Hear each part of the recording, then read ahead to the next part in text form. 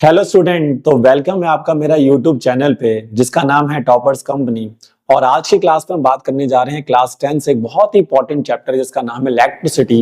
ये फिजिक्स का चैप्टर है और इसके न्यूमेरिकल्स जो होते हैं वो बहुत डिफिकल्ट रहते हैं बच्चों के लिए। तो आज की क्लास में मैं इसके जो बेस्ट न्यूमेरिकल हैं उनको करने की ट्रिक और टेक्निक्स का हम जो काम है वो आज करेंगे।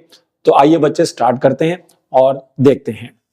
तो देखिए, आज के क्लास में हम न्यूमेरिकल जो बनाने जा रहे हैं वो होंगे इस चैप्टर्स के Ohm's law, resistance, resistivity, series and parallel combination. इसके अलावा Joule's heating effect, electric power और इलेक्ट्रिक एनर्जी।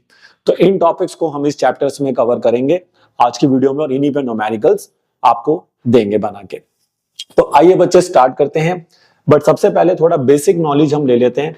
जैसे कि अब इस चैप्टर में कुछ हमारे पास ये फिजिकल क्वांटिटीज होती हैं जिनका मीनिंग, सिंबल, यूनिट्स हमें पता होना चाहिए। तो सबसे पहला इसमें आता है इलेक्ट्रिक चार्ज। इलेक्ट्रिक चार्ज का सिंबल होता है Q, यूनिट होती है कूलम। इलेक्ट्रिक करंट का सिंबल होता है I, यूनिट होती है एम्पेयर। फिर आता है पोटेंशियल डिफरेंस जिसका सिंबल है V, यूनिट है इसकी वोल्ट। ये सब इनकी ऐसा यूनिट्स हैं। इसके अलावा रेजिस्टेंस सिंबल R होता है, यूनिट ओम है। रेजिस्टिविटी को रो से डिनोट करते हैं, ये सिंबल रहता है कुछ इस तरह से। और ओम मीटर इसकी ऐसा यूनिट होती है। हीट एनर्जी ऐसे नोट करेंगे, जूल इसकी ऐसा यूनिट होती है। इलेक्ट्रिक पावर को पी से नोट करेंगे और वॉट इसकी ऐसा यूनिट होती है। लेकिन एक एनर्जी इस चैप्टर में और आती है लास्ट में जिसका नाम है इलेक्ट्रिक एनर्जी। और इलेक्ट्रिक एनर्जी को निकालने के लिए जो यूनिट यूज किया जाता है वो है किलोवाट आवर। और किलोवाट आवर को ही हम कमर्शियल यूनिट ऑफ एनर्जी भी कहते हैं। कमर्शियल यूनिट, दो एनर्जी की दो यूनिट्स होती है, एक ऐसा यूनिट होती है, एक कमर्शियल होती है। तो जब हम ऐसा यूनिट की बात कर रहे हैं, जैसे हम हीट एनर्जी में बात कर रहे थे, तो वो तो हो गया जूल। लेकिन हम इलेक्ट्रिक एनर्जी जब फाइंड करेंगे इस चैप्टर में तब हम उसको जूल में नहीं किलोवाट आवर में निकालते हैं। इसके अलावा जब हम इस चैप्टर में सर्किट डायग्राम्स देखेंगे तो वहां पे कुछ इलेक्ट्रॉनिक डिवाइसेस हम यूज करते हैं जिनके सिंबल्स हमें पता होने चाहिए। फॉर एग्जांपल जैसे कि आता है सेल। अब सेल का जो सिंबल लिया जाता है वो इस तरह से बनाना होगा। एक आपको दो लाइन खींचनी है पैरेलल में, बट एक बड़ी लाइन होनी चाहिए, एक छोटी लाइन होनी चाहिए। और जो बड़ी लाइन होती है वो पॉजिटिव को डिनोट करती है, दैट मींस वो एनोड होती है। और जो नेगेटिव वाला रॉड होता है छोटा, जिसको कैथोड कहा जाता है। इलेक्ट्रिक करंट हमेशा याद रखिए पॉजिटिव से नेगेटिव फ्लो करेगा। जब भी हम सर्किट डायग्राम बनाएंगे तो करंट की जो डायरेक्शन लेंगे वो प्लस से माइनस लेंगे, इस बात का ध्यान रखिए। बैटरी में बस इतना ही फर्क होता है कि आप दो सेल लगा दीजिए ऐसे, तो ऐसे अगर हम बहुत सारे मल्टीपल सेल लगाते हैं तो उससे बैटरी बन जाती है। इसके अलावा की अगर आप ऐसे बनाएंगे तो ये ओपन की है, मतलब करंट उसमें फ्लो नहीं करेगा सर्किट डायग्राम में। अगर आप ये की बनाएंगे डॉट के साथ तो फिर ये क्लोज की होती है जिसमें करंट फ्लो करता है। एमीटर का सिंबल ये होता है जो करंट को मेजर करेगा। एमीटर एक ऐसा डिवाइस होता है जो करंट को मेजर करता है, बट याद रखना कि एमीटर हमेशा सीरीज में कनेक्ट होता है। तो जब भी हम सर्किट डायग्राम में जाएंगे तो अभी हम पढ़ेंगे आगे series and parallel combination, but याद रखें एमीटर हमेशा सीरीज में कनेक्ट होता है। इसके बाद आता है वोल्ट मीटर। वोल्ट मीटर को हम पोटेंशियल डिफरेंस को मेजर करने के लिए लगाते हैं और ये हमेशा पैरेलल कॉम्बिनेशंस में ही लगाया जाता है। उसके बाद रजिस्टर्स होते हैं जो रेजिस्टेंस क्रिएट करते हैं, जो करंट को फ्लो होने से रोकते हैं। उनके लिए हम इस तरह का सिंबल यूज करेंगे, ऐसे जिगजैग में लाइंस बनाई जाती हैं। रियोस्टैटिक वेरिएबल रेजिस्टेंस होते हैं, इनका बहुत कम यूज होता है बट फिर भी आपको पता होना चाहिए। वेरिएबल रेजिस्टेंस की वैल्यू हम चेंज कर सकते हैं। और लास्ट में आता है बल्ब, तो बल्ब का सिंबल ये रहेगा। तो ये तो बात होगी कुछ इलेक्ट्रॉनिक सिंबल्स की। अब हम बात करेंगे किसकी बच्चे, अब हम बात करेंगे फॉर्मूलेज की। किस चैप्टर में कौन कौन से फॉर्मूलेज हैं जो हमें आने चाहिए।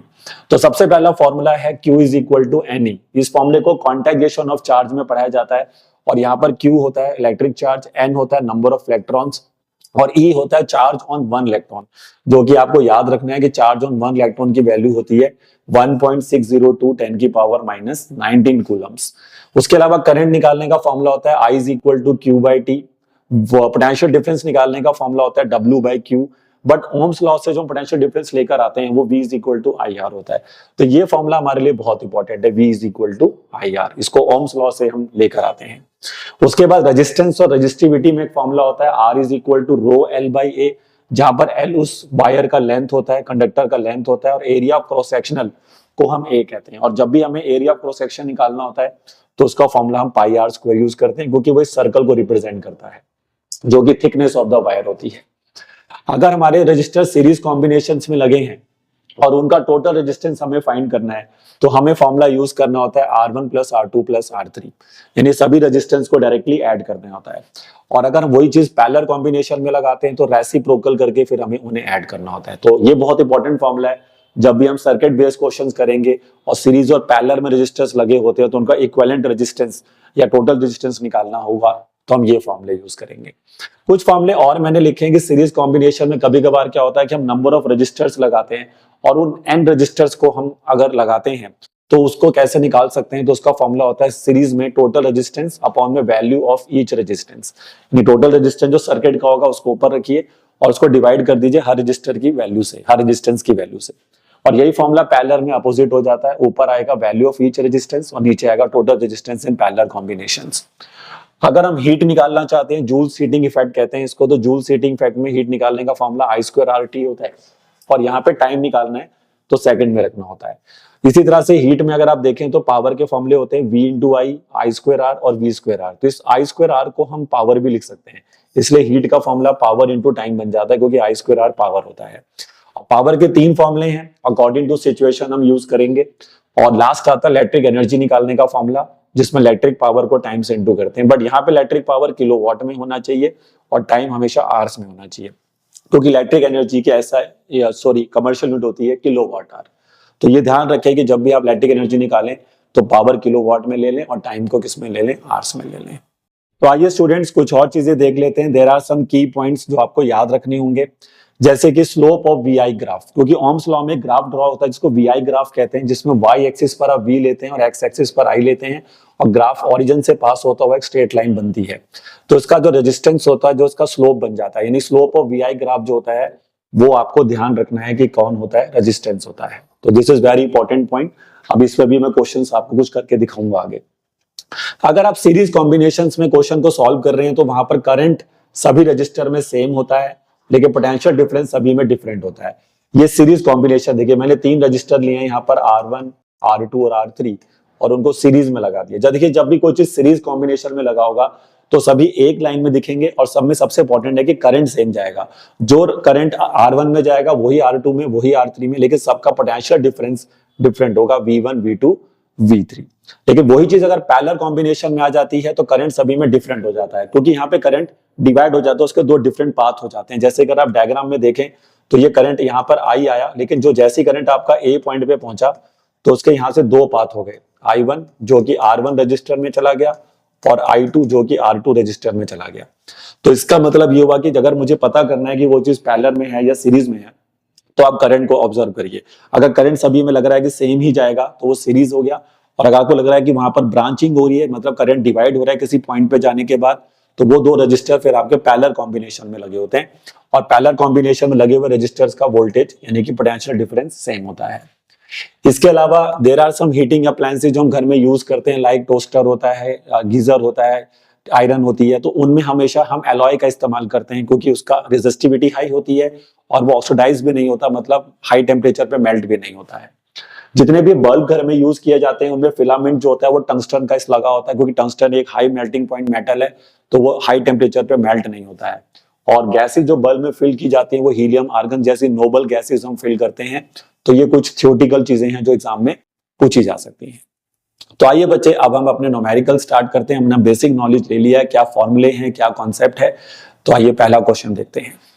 तो पहला क्वेश्चन मैंने दिया है दोस्तों, देख लीजिए, find the number of electrons in 1 coulomb of electric charge. अगर हम 1 कूलम इलेक्ट्रिक चार्ज लेते हैं तो उसमें कितना इलेक्ट्रॉन होगा ये पूछा जा रहा है। तो यहां पर हम इसको बनाने के लिए इस्तेमाल करेंगे फॉर्मूला क्वांटाइजेशन ऑफ चार्ज वाला, जो फर्स्ट फॉर्मूला मैंने लिखवाया था, Q is equal to N।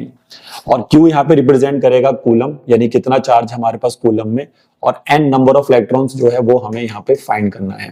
तो N का फॉर्मूला हो जाएगा Q अपॉन में E। अब कितना कूलम चार्ज दिया है देख सकते हैं, 1 कूलम चार्ज दिया है, और मैंने आपको बताया था कि एक इलेक्ट्रॉन पे कितना चार्ज होता है, तो वो होता है 1.602 इंटू 10 की पावर माइनस 19। अब इसको अगर हम सॉल्व करेंगे तो डेसिमल अगर हम यहां से हटा देंगे तो ऊपर आपका 1000 हो जाएगा, देखिए, और इंटू में 10 की पावर 19 आएगा और नीचे आपको मिलेगा 1602। लेकिन 1000 को अगर आप 1602 से डिवाइड करके पूरा कंप्लीटली इसको सॉल्व करते हैं तो ये वैल्यू आपको सॉल्व होने के बाद मिलती है 6.25 10 की पावर 18 के आसपास। और ये वैल्यू फिर अप्रोक्सीमेटली हम ले सकते हैं 6 इंटू 10 की पावर 18। यानी हम कह सकते हैं कि एक कूलम अगर हमारे पास चार्ज है तो उसके अंदर 6 इंटू 10 की पावर 18 अप्रोक्सीमेट इलेक्ट्रॉन जो होते हैं वो उसमें प्रेजेंट होते हैं, ऐसा हम कह सकते हैं। तो आइए स्टूडेंट्स अब नेक्स्ट क्वेश्चन देखते हैं। अगला क्वेश्चन हमारा ये वीआई ग्राफ जो मैंने बताया था, ओम्स लॉ का वीआई ग्राफ जो होता है उस पर बेस्ड है। तो पहला क्वेश्चन में दो ग्राफ, यहां पर ये ग्राफ दो दिए गए हैं और दो ग्राफ हमें यहाँ पे दिए गए हैं, देखिए। और दोनों ग्राफ में हमसे ये पूछा जा रहा है कि R1 और R2 में कौन ज्यादा है। तो R1 R2 में कौन सा रेजिस्टेंस ज्यादा है। तो देखिए अभी मैंने पीछे बताया था कि वीआई ग्राफ का जो स्लोप होता है वो रेजिस्टेंस होता है, लेकिन अब बच्चों को कहीं समझ नहीं आता कि स्लोप एक्चुअली में है क्या। तो थोड़ा सा जब आप 10 से ऊपर जब मैथ्स पढ़ेंगे तो वहां पर आपको स्लोप के बारे में ज्यादा डिटेलिंग दी जाती है। एक्चुअली में जो स्लोप होता है ये उस लाइन का एंगल लिया जाता है, रिप्रेजेंट किया जाता है विद द एक्स एक्सिस, और उसके कई फॉर्मूले भी होते हैं स्लोप निकालने के बाद में। लेकिन अगर हम यहाँ पर थोड़ा ध्यान से देखें तो अभी हमारे लिए जो स्लोप होता है वो यहाँ पर हम एंगल की मदद से फाइंड कर सकते हैं। तो देखिए क्या लॉजिक लगाना है। अगर आप देखिए एक्स एक्सिस, आपने हमेशा एक्स एक्सिस के साथ एंटी क्लॉकवाइज में एंगल बनाना है दोनों लाइन पर, और फिर ये देखना है कि किसका एंगल ज्यादा आ रहा है, क्योंकि जिसका भी एंगल ज्यादा आएगा उसी का स्लोप ज्यादा होगा। तो क्या बोला मैंने, जिसका भी एंगल विद एक्स एक्सिस ज्यादा होगा उसी का क्या ज्यादा हो जाएगा, स्लोप। और क्योंकि स्लोप वीआई ग्राफ का रेजिस्टेंस होता है, ये बात आप लिख लें जो मैंने आपको पीछे भी बताई थी कि स्लोप ऑफ वीआई ग्राफ, अगर हम स्लोप ऑफ वीआई ग्राफ लेते हैं तो वो हमें रेजिस्टेंस देता है। तो स्लोप ऑफ वीआई ग्राफ जो होता है वो हमें क्या देता है, रेजिस्टेंस देता है। तो इसलिए जिसका एंगल ज्यादा उसका स्लोप ज्यादा, और जिसका स्लोप ज्यादा उसी का क्या ज्यादा हो गया, रेजिस्टेंस। तो बस अब आप ये देखिए कि यहाँ पर किसने ज्यादा एंगल बनाया विद एक्स एक्सिस, किस लाइन ने। तो आप देख सकते हैं जो R1 को लाइन रिप्रेजेंट कर रही है ये वाली, इस लाइन ने ज्यादा एंगल बना रखा है एक्स के साथ, ये एक्स एक्सिस हमारा। तो इसका मतलब इसी का स्लोप ज्यादा हो गया, और इसका अगर स्लोप ज्यादा हो गया तो इसी का रेजिस्टेंस भी ज्यादा हो गया। तो इसका मतलब यहाँ पर R1 की वैल्यू R2 से ज्यादा होगी। देखिए सेकंड वाले ग्राफ में थोड़ा सा उन्होंने चेंज कर दिया। जनरली जो वीआई ग्राफ बनता है ओम्स लॉ का, उसमें वाई एक्सिस पर वी होता है और एक्स एक्सिस पर आई होता है, जैसे कि ऊपर वाले ग्राफ में बिल्कुल सही था। लेकिन जो नीचे वाला ग्राफ है उसमें गड़बड़ कर दी गई है। ऊपर उन्होंने आई कर दिया है वाई पे और एक्स एक्सिस पर उन्होंने वी को भेज दिया है। तो ऐसी सिचुएशन में अब क्या करना होगा कि इसका जो स्लोप होगा वो चेंज हो जाएगा। तो अगर वीआई ग्राफ है तो उसका स्लोप आप लेते हैं क्या, रेजिस्टेंस, बट स्लोप ऑफ इसको नाम दे सकते हैं आईवी ग्राफ। तो वीआई ग्राफ की जगह स्लोप ऑफ आईवी ग्राफ होगा तो उसका रेजिस्टेंस स्लोप नहीं होता, उसका रेसिप्रोकल होता है 1/r। तो यहाँ पर इस बार कहानी बस पलट जाएगी, जिसका एंगल इस बार ज्यादा होगा उसका रेजिस्टेंस ज्यादा नहीं होगा। जैसे पिछली बार जिसका एंगल ज्यादा था उसका रेजिस्टेंस ज्यादा आया था, बट अब जिसका एंगल कम होगा उसका रेजिस्टेंस ज्यादा होगा, क्योंकि हमारा जो स्लोप है वो 1/r हो गया है। तो जिसका भी स्लोप हमें कम करना पड़ेगा तब रेजिस्टेंस ज्यादा आएगा। तो स्लोप कम करेंगे तो रेजिस्टेंस ज्यादा हो जाएगा, ठीक है। तो इसका मतलब अब जिसका एंगल कम है, तो आप देख सकते हैं R2 ने एंगल कम बना रखा है। तो R2 ने अगर इस बार एंगल कम बना रखा है तो इसका मतलब ये हो गया कि R2 ने अगर एंगल बना रखा है कम तो उसका स्लोप कम हो गया, और अगर उसका स्लोप कम हो गया तो उसका रेजिस्टेंस ज्यादा हो जाएगा। तो इसलिए इस केस में कहानी पलट जाएगी, अब R2 की वैल्यू R1 से ज्यादा आ जाएगी। देखिए तो ये चीज आपको ध्यान रखना है कि अगर वीआई ग्राफ है तो स्लोप रेजिस्टेंस होता है, लेकिन अगर आईवी ग्राफ है तो स्लोप रेजिस्टेंस नहीं होता, 1/r होता है। फिर जिसका स्लोप कम होगा उसका रेजिस्टेंस ज्यादा हो जाएगा। और स्लोप कहां से निकालना है, आपने एंगल की मदद से निकालना है। तो वो लॉजिक यूज करिए, एंगल के ऊपर काम करना, और एंगल कहां से लेना है, हमेशा एक्स एक्सिस के साथ। अब ये वाला क्वेश्चन में दोनों में वीआई ग्राफ बना रखा है, लेकिन इसमें कुछ लिखा हुआ है कि सीरीज पैरेलल, ऐसा कुछ लिख दिया लाइंस के ऊपर। बट इतना पूछा गया कि इन दोनों में से कौन सा ग्राफ सही है, कौन सा ग्राफ क्या है, सही है। तो मुझे एक बात आपको बतानी है कि आप ये ध्यान रखिए कि सीरीज कॉम्बिनेशन का रेजिस्टेंस हमेशा ज्यादा आता है as compare to parallel combination में। अगर दो रजिस्टर मान लो सीरीज में लगे हुए हैं 10-10 ओम के मान लो, तो सीरीज कॉम्बिनेशन का टोटल रेजिस्टेंस क्या आएगा बताइए। अगर 10-10 ओम के दो रेजिस्टेंस सीरीज कॉम्बिनेशन में लगे हों तो उनका टोटल रेजिस्टेंस क्या आएगा, 10 + 10 सीधा सीधा ऐड हो जाता है 20 ओम होगा। लेकिन वही अगर पैरेलल में लगे हों तो आप 1/10 और 1/10 करेंगे तो फिर 2/10 हो जाएगा। तो आरपी की वैल्यू आपकी 5 ओम आएगी। यानी सीरीज कॉम्बिनेशन में जो रेजिस्टेंस आया उन दोनों का वो 20 आया, 10-10 ओम के जब दो रजिस्टर सीरीज में लगे। बट वही 10-10 ओम के दो रजिस्टर जब पैरेलल में लग गए तो रेजिस्टेंस काफी कम हो गया, 5 ओम हो गया खाली। तो इसका मतलब सीरीज का रेजिस्टेंस हमेशा ज्यादा होता है। अब जिसका रेजिस्टेंस यहाँ पे ज्यादा होगा वही सीरीज वाली लाइन हो जाएगी। भाई याद रखिए कि सीरीज कॉम्बिनेशन का रेजिस्टेंस ज्यादा होता है किससे, पैरेलल कॉम्बिनेशन से। तो सीरीज का अगर रेजिस्टेंस ज्यादा है पैरेलल कॉम्बिनेशन से तो आप बस इतना चेक करिए कि किस लाइन का रेजिस्टेंस ज्यादा है। तो मैंने अभी आपको बताया था, यहाँ पे देख सकते हैं वीआई ग्राफ जो पीछे वाले क्वेश्चन में किया था। तो हम देख सकते हैं सीरीज वाली ने लाइन वाली एंगल यहाँ पे ज्यादा बनाया है और पैरेलल वाली ने एंगल कम बना रखा है। तो इसका मतलब सीरीज वाली का स्लोप ज्यादा हो गया। अब यहाँ पे सीरीज वाले का स्लोप ज्यादा हुआ लाइन का तो उसी का रेजिस्टेंस भी ज्यादा हो रहा है। तो बहुत सही है, मतलब बिल्कुल सही ग्राफ बना हुआ है। लेकिन यहाँ पे अगर हम देखें तो वीआई, ये वीआई ग्राफ ही है भाई। तो वीआई ग्राफ में तो सीधा ही स्लोप किसके बराबर होता है, रेजिस्टेंस के। तो यहाँ पर आप देख सकते हैं सीरीज वाले ने इस बार एंगल कम बना दिया। अब सीरीज वाले ने अगर एंगल कम बना दिया तो उसका स्लोप कम हुआ, स्लोप कम हुआ तो रेजिस्टेंस कम हो गया। मतलब यहाँ ये कहना चाह रहे हैं कि सीरीज का रेजिस्टेंस कम है पैरेलल का ज्यादा, जो कि गलत है। क्योंकि कभी भी ऐसा नहीं हो सकता, हमेशा सीरीज वाले कॉम्बिनेशन का रेजिस्टेंस ही पैरेलल से ज्यादा होता है। तो इसका मतलब ये हुआ कि ऊपर वाला ग्राफ जो है वो बिल्कुल सही है और नीचे वाला जो ग्राफ है ये गलत बना हुआ है। क्यों? क्योंकि सीरीज का रेजिस्टेंस यहाँ पे कम दिखाया गया है, वहां पे सीरीज का रेजिस्टेंस ज्यादा दिखाया गया क्योंकि उस लाइन का क्या ज्यादा है, स्लोप ज्यादा है। तो इस तरह से आप इस तरह से वीआई ग्राफ के भी क्वेश्चंस बना सकते हैं। चलिए बच्चे तो आगे बढ़ते हैं। देखिए वीडियो आप पूरी देखें, अगर आप ये पूरी वीडियो देखते हैं तो आपको बेस्ट टू बेस्ट न्यूमेरिकल्स मैं करा रहा हूं और कुछ इसी तरह के न्यूमेरिकल या बिल्कुल ऐसे ही न्यूमेरिकल आपको एग्जाम में मिल जाएंगे। ठीक है, तो नेक्स्ट क्वेश्चन देखिए, कहता है एक वायर है जो 20 ओम की है और उसको बेंड करके एक स्क्वायर बना दिया। सोचिए एक वायर था 20 ओम का और उसको बेंड करके एक स्क्वायर शेप दे दी और फिर पूछ रहा है कि उसके डायमीटर के अक्रॉस, सॉरी डायगोनल के अक्रॉस, उसके डायगोनल के अक्रॉस जो रेजिस्टेंस है वो क्या होना चाहिए। तो सोचिए अगर मेरे पास एक वायर था, ये मेरे पास सोचिए ये एक वायर था और इस वायर की जो लंबाई थी वो मान लेते हैं एल थी। अब मैं सोचिए इस वायर को बेंड करके एक क्या शेप दे देता हूं, इसको बेंड करके मैं एक स्क्वायर शेप दे देता हूं। तो मैं यहां पर एक स्क्वायर बना देता हूं। देखिए अब मैंने ये इस तरह से एक स्क्वायर बना दिया, ये देखिए ये स्क्वायर है। देखिए अब इस स्क्वायर के जो डायगोनल होगा, कोई भी डायगोनल ले लो, मैंने ये वाला डायगोनल ले लिया। देखिए ठीक है, तो इसको नाम दे देते हैं ए पॉइंट और इसको नाम दे देते हैं बी पॉइंट। तो ए भी मैंने डायगोनल ले लिया। देखो अब इसके जिसके अक्रॉस आपको रेजिस्टेंस पूछा गया टोटल, वहां पर आप बैटरी कनेक्ट कर दो। तो अगर आप यहां पर इस तरह से बैटरी कनेक्ट कर देंगे ना तो आपको क्वेश्चन समझने में आसानी हो जाएगी कि मेरे को ये कैसे सॉल्व करना होगा। फिर तो देखो मैंने ऐसे बैटरी कनेक्ट कर दी। अब सोचिए कि ये जो चार साइड है इस स्क्वायर की, ये चारों एक रजिस्टर का काम करेंगे। देखिए तो हर एक साइड एक रजिस्टर की तरह बिहेव करेगी। ये वाला एक साइड एक रजिस्टर बना लो, ये वाला साइड एक रजिस्टर बना लो, इसको एक रजिस्टर बना लो, इसको एक रजिस्टर बना लो। तो ऐसे सोचिए अब चारों साइड एक चार रजिस्टर बन गई और अगर मुझे इन चारों साइड का रेजिस्टेंस पता लग जाए तो फिर मैं टोटल रेजिस्टेंस निकाल सकता हूं। बट सवाल ये उठता है कि टोटल रेजिस्टेंस निकालने के लिए सभी वायर का रेजिस्टेंस कैसे निकालेंगे सर आप। तो देखो अब सारी सबकी लेंथ जो होगी वो सेम होगी क्योंकि all sides are of equal length, क्योंकि स्क्वायर की सारी साइड्स की लेंथ क्या होती है, बराबर होती है। अब सोचो पूरी वायर का लेंथ एल था, उसको चार बराबर हिस्सों में डिवाइड कर दिया, चार साइड बना दी।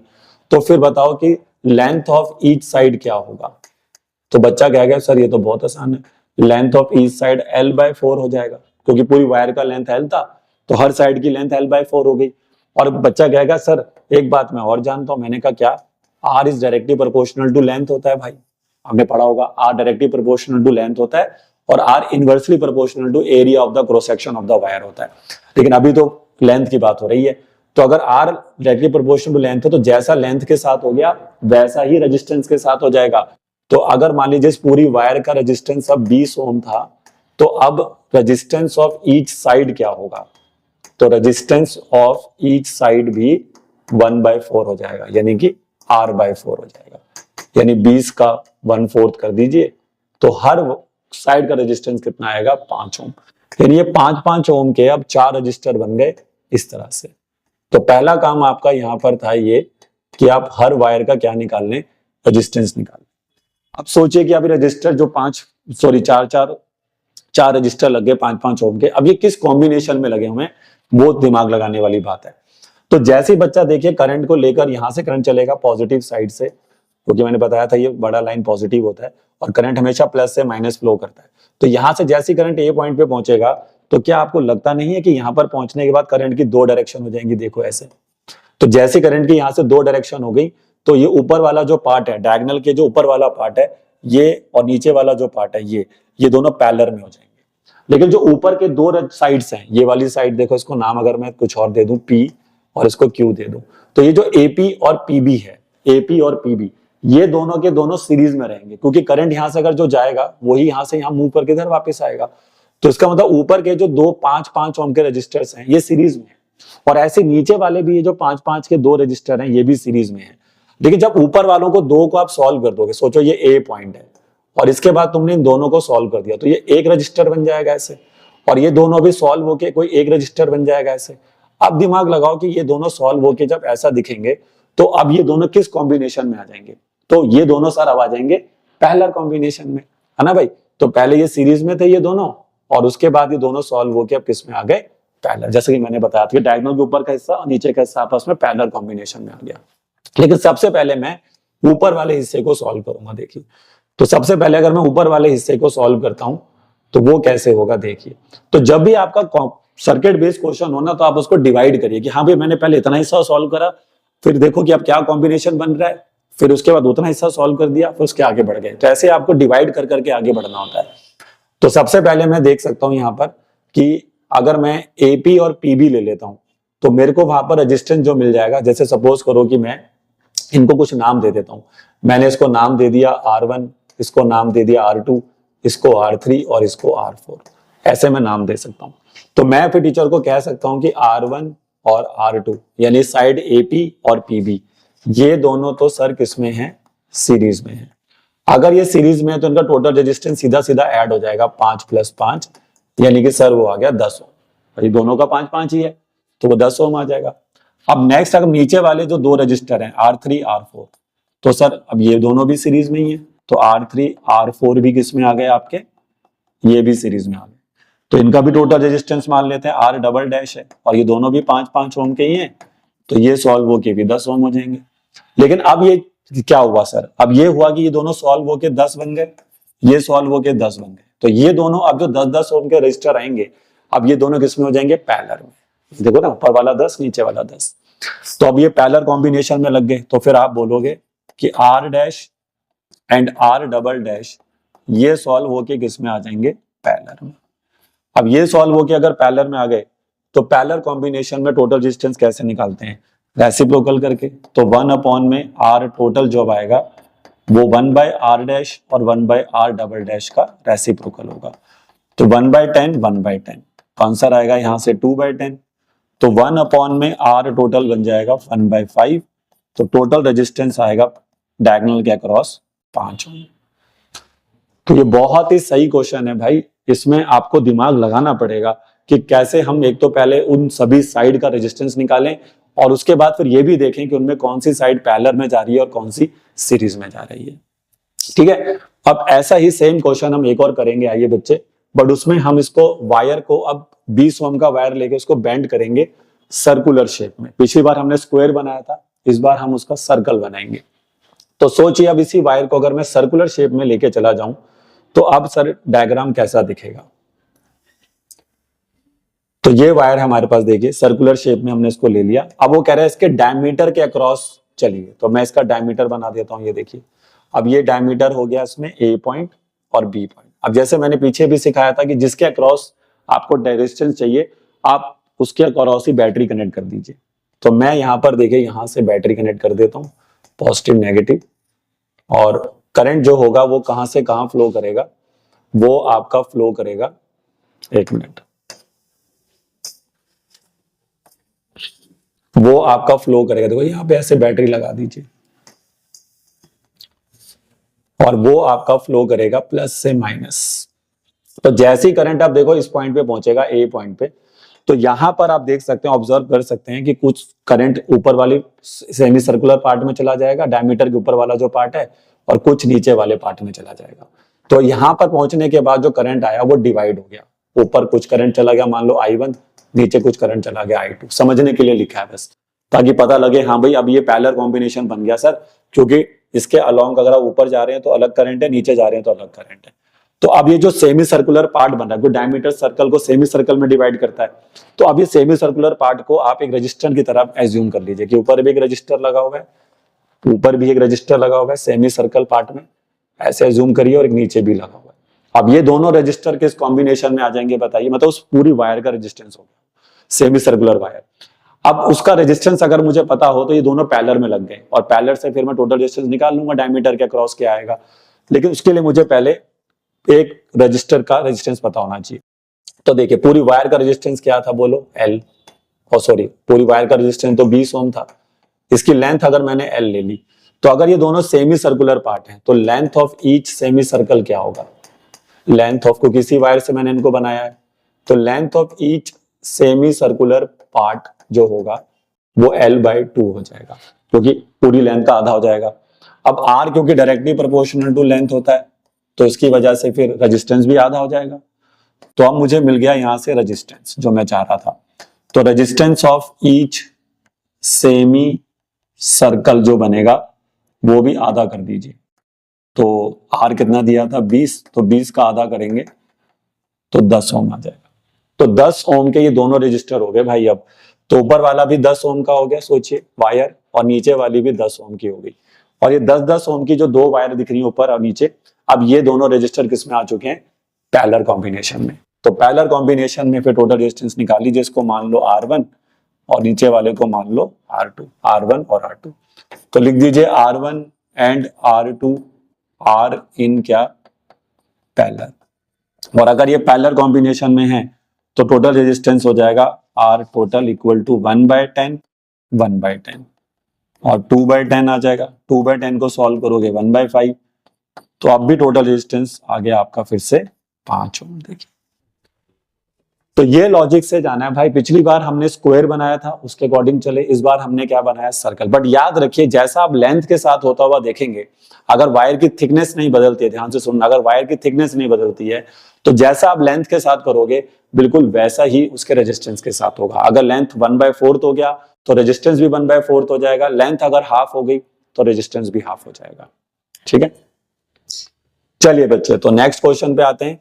अगला क्वेश्चन भी बहुत अच्छा क्वेश्चन है। कह रहा है एक वायर है जिसका रेजिस्टेंस R ओम है, वैल्यू दी नहीं है इस बार, सिर्फ इतना कह दिया कि R ओम का कोई रेजिस्टेंस है, और उस वायर का रेजिस्टेंस R ओम है, और उसको डबल ऑन इट कर दिया, मतलब उसको मोड़कर उसी के ऊपर डबल ऑन इट कर दिया।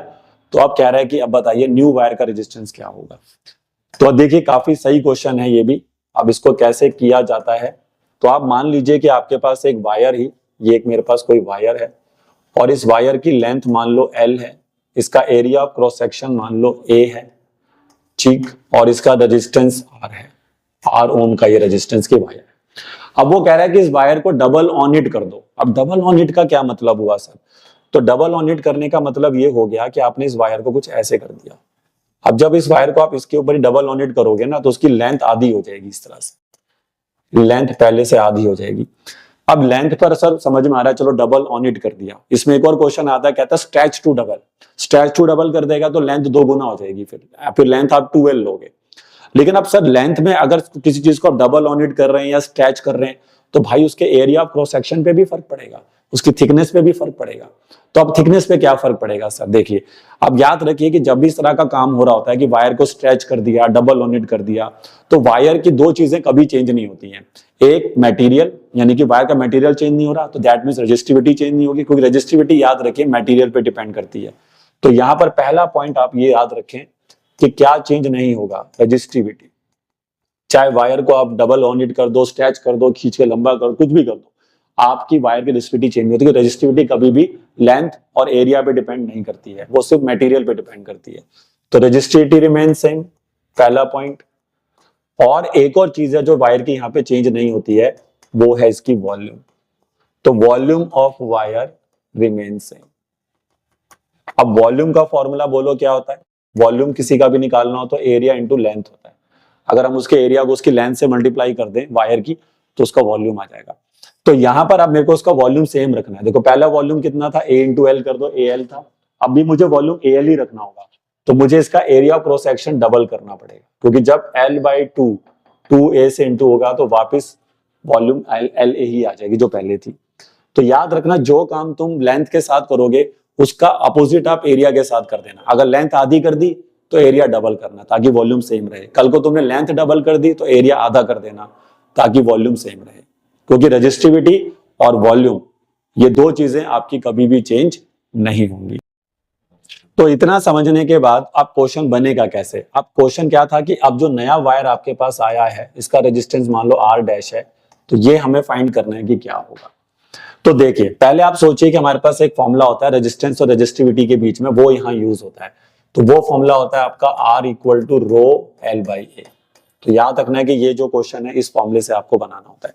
अब पहले आप ये फॉर्मूला यहां पर अप्लाई करिए इस जगह पे, कि जब वायर की लेंथ L थी, एरिया क्रॉस सेक्शन A था, रेजिस्टेंस R था, तो यहां पर बताइए ये फॉर्मूले के अकॉर्डिंग आपको क्या मिल जाएगा, R equal to rho L by A मिल जाएगा।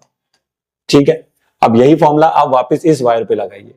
तो जब आप इस वायर पे लगाएंगे जिसका रेजिस्टेंस अब हमने R डैश मान लिया है, तो अब आप लिखेंगे कि R डैश की वैल्यू होगी रो, क्योंकि रेजिस्टिविटी रिमेन सेम, लेकिन इसकी जो लेंथ है वो तो आधी हो गई और एरिया इसका क्या हो गया, पहले से डबल हो गया। तो अब जो हमारे पास नया रेजिस्टेंस आएगा R डैश, वो क्या बनेगा बताओ, वो बनेगा रो एल बाई 4। यही तो बनेगा, रो एल ए बाई 4 ये बनेगा। देखिए ठीक है, रो एल बाई 4 ए बनेगा, सॉरी। तो अब ये बन गया। अब यहां से अगर आप ध्यान से देखें तो 1/4 वाला पार्ट अलग कर दो और रो एल बाई ए वाला पार्ट अलग कर दो। अब मैंने ऐसा क्यों किया, क्योंकि ये वैल्यू पुराने रेजिस्टेंस के बराबर होगी। ये देखिए, तो रो एल बाई ए को हटाकर वो पुराने वायर का रेजिस्टेंस बन गया R। तो यानी कि अब जो न्यू वायर का रेजिस्टेंस होगा वो पुरानी वायर के रेजिस्टेंस का 1/4 हो जाएगा। अब कल को टीचर अगर इसमें वैल्यू भी देता है तो आप पुट कर सकते हो। मान लो उसने R दे दिया 40 ओम है, तो 40 यहाँ पुट कर देना, तो नई वायर का रेजिस्टेंस 10 ओम आ जाएगा। फिर 40 को 4 से डिवाइड करोगे। अब इसमें क्वेश्चन ये भी आ सकता था कि वायर को स्ट्रेच टू डबल करा, तो स्ट्रेच टू डबल करेगा तो आप लेंथ को 2L करना और एरिया को हाफ करना, फिर आपका जो R डैश आएगा वो 4 टाइम्स हो जाएगा पुरानी वाले रेजिस्टेंस का। तो ऐसे भी क्वेश्चन आ सकता है। ठीक है, और इसमें क्वेश्चन ऐसे भी आते हैं जिसके अंदर आपको ये फॉर्मूला जो मैंने बताया है इसमें पूरी वैल्यूज लिखनी होती है। जैसे आपको रेजिस्टिविटी दे देगा टीचर, लेंथ दे देगा, या एरिया निकालने को कहेगा, या एरिया दे देगा, रेजिस्टेंस देगा, लेंथ निकालने को कहेगा। और यहाँ पे याद रखना है कि कभी भी आपको एरिया की जरूरत पड़ेगी तो आप पाई आर स्क्वायर करो। अगर आप एनसीईआरटी में जाएंगे तो वहां क्वेश्चन मिलेगा जहाँ पे वायर का डायमीटर दे रखा है, फिर लेंथ निकालने को कह रहा है, तो वो डायमीटर से रेडियस निकालो, फिर एरिया निकालो पाई आर स्क्वायर, और इस फॉर्मूले का यूज करके फिर लेंथ ऑफ द वायर निकाल सकते हैं। तो वैसे एक न्यूमेरिकल टाइप भी क्वेश्चन आपको टीचर जो है वो पूछ सकता है। तो आइए आगे बढ़ते हैं और अब हम नेक्स्ट क्वेश्चन की तरफ चलते हैं और उसको देखते हैं। अब जो क्वेश्चन हमारे पास आ रहे हैं, अब ये सर्किट बेस्ड क्वेश्चन है। देखिए, ऐसे एक क्वेश्चन कम से कम एग्जाम में जरूर पूछा जाता है। अब यहां पर हमें ये ढूंढना है कि इन सभी सर्किट का टोटल रेजिस्टेंस क्या होगा। तो वहां बच्चे को यही देखना होता है कि कौन सा रेजिस्टेंस सीरीज कॉम्बिनेशन में है, कौन सा रेजिस्टेंस पैरेलल कॉम्बिनेशन में है, उसके अकॉर्डिंग दिमाग लगाना होता है। तो आइए देखते हैं, यहाँ पर 4 रजिस्टर दे रखे हैं। अब देखते हैं कौन सा रजिस्टर किस कॉम्बिनेशन में जाता है। तो तरीका मैंने बताया था कि आप जब भी ऐसा कर रहे हैं तो आप करंट के ऊपर काम करिए और बैटरी से स्टार्ट करिए। तो बैटरी का ये टर्मिनल पॉजिटिव है और ये नेगेटिव है। करंट हमेशा पॉजिटिव टू नेगेटिव फ्लो करेगा। अब देखिए, जैसे ही करंट आपका इस पॉइंट पे पहुंचेगा, इस पॉइंट को आप कुछ नाम दे दीजिए, ए पॉइंट। अब जैसे ही करंट ए पॉइंट पे पहुंचेगा तो ये डिवाइड हो जाएगा। देखिए, इसका कुछ हिस्सा ऊपर वाले रेजिस्टेंस में चला जाएगा जिसको हमने R2 बोल रखा है, और नीचे रेजिस्टेंस में कुछ हिस्सा चला जाएगा जो R3 बोल रखा है। तो अब बच्चा देख सकता है कि पहले करंट R1 से क्रॉस किया, लेकिन R2 और R3 में डिवाइड हो गया। तो जैसे करंट यहाँ पे डिवाइड हुआ तो ये दोनों किस में आ गए, पैरेलल में आ गए। अब ये दोनों देखो पैरेलल में है।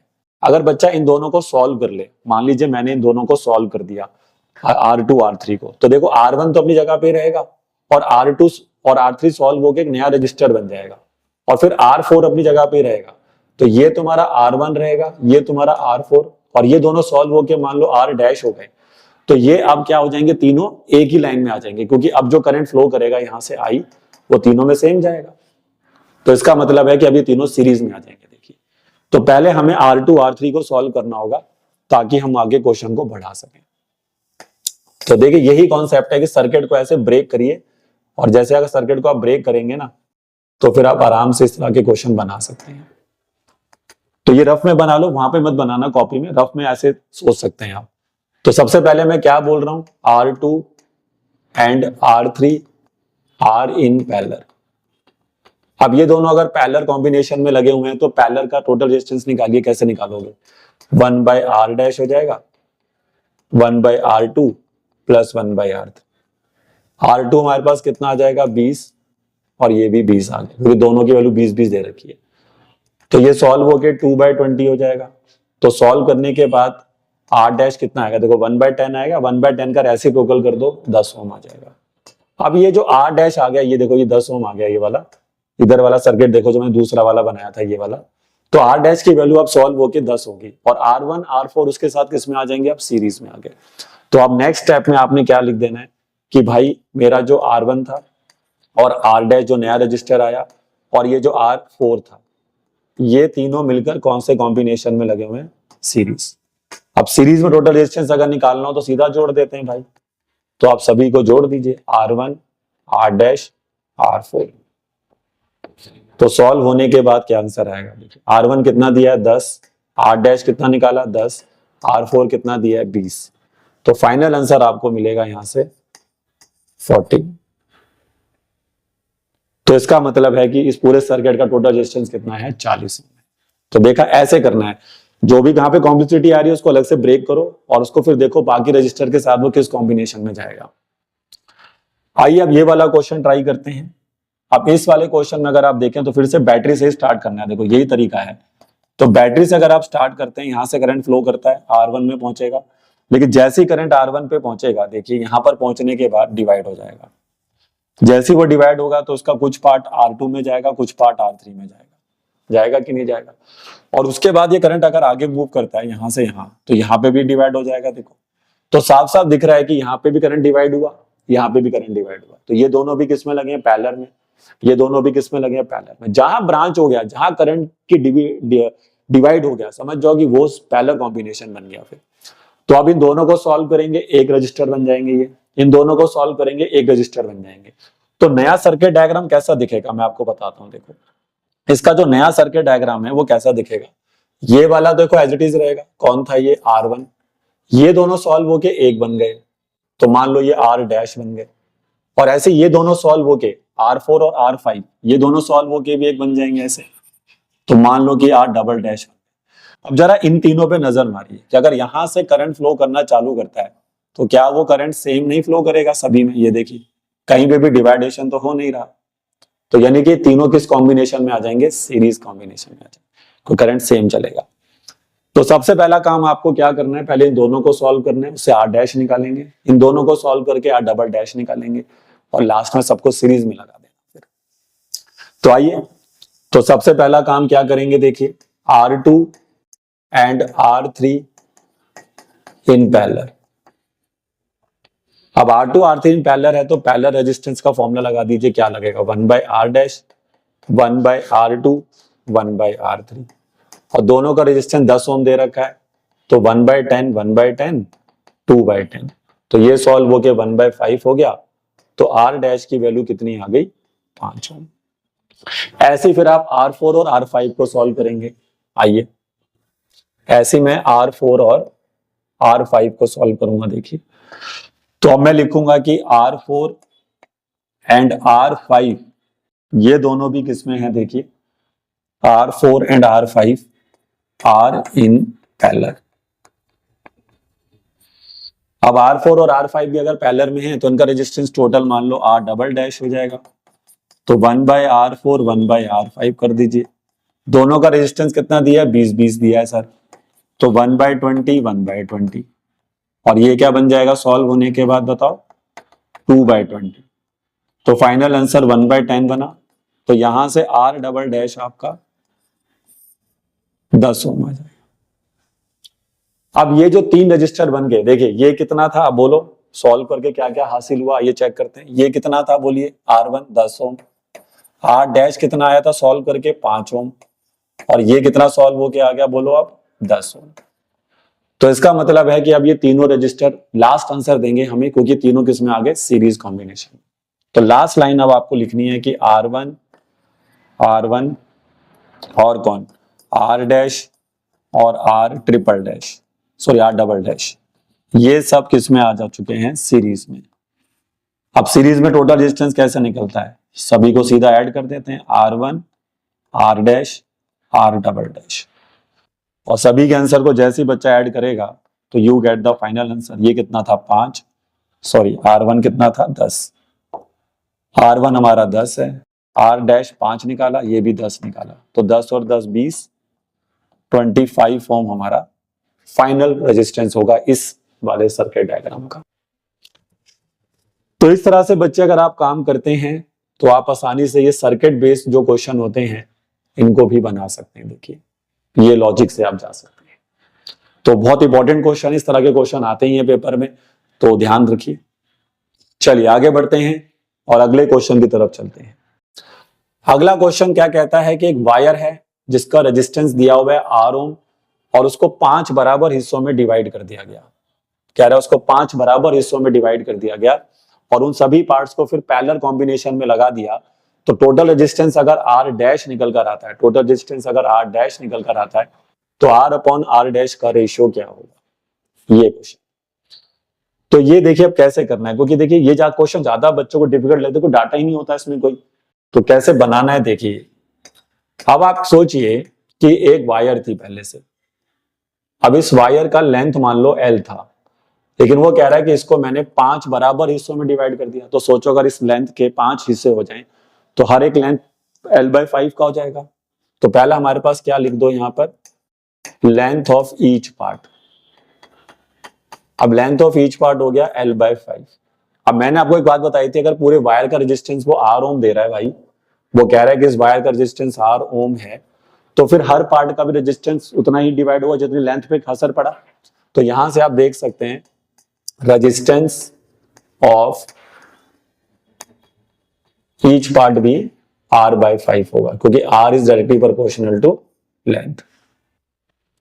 तो R directly proportional to length होने की वजह से जो रेजिस्टेंस है वो भी क्या हो गया, R/5 हो गया, यानी हर पार्ट का रेजिस्टेंस R/5 है। अब सोचो ऐसे 5 रजिस्टर है हमारे पास जिनका रेजिस्टेंस है R/5 और उनको मैंने किस कॉम्बिनेशन लगा दिया, पैरेलल में।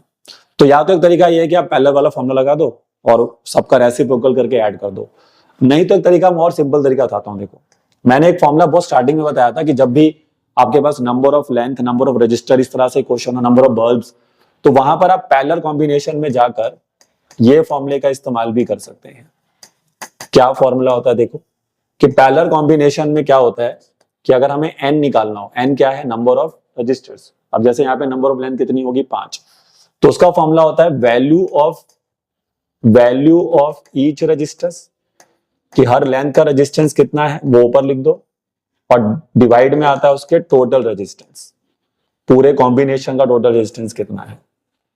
तो फिर n की जगह क्या रखना चाहेंगे आप, 5, क्योंकि मेरे पास ऐसे टोटल 5 लेंथ है, 5 रजिस्टर है।